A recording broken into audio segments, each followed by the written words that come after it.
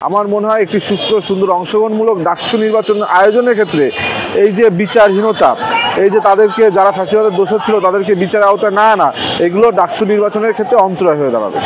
আমরা দেখতে পেয়েছি নিষিদ্ধ সংগঠন ছাত্রলীগের বিভিন্ন নেতাকর্মী কিন্তু সেখানে খসড়া তালিকা এসেছে।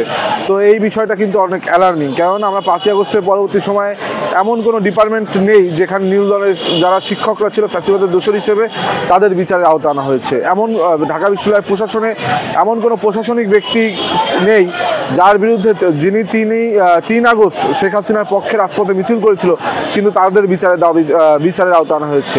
আমাদের হলগুলোতে এখনো ছাত্রলীগ অবস্থান করছে, এমনকি ডাকসু ভোটার তালিকাও ছাত্রলীগ এসেছে, কিন্তু আমরা তাদেরকে বিচারের আওতায় আনতে পারছি না।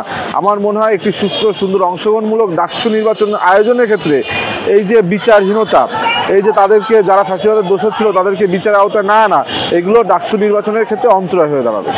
ওদের স্বপ্ন পূরণে পাশে থাকতে পেরে আমরা গর্বিত।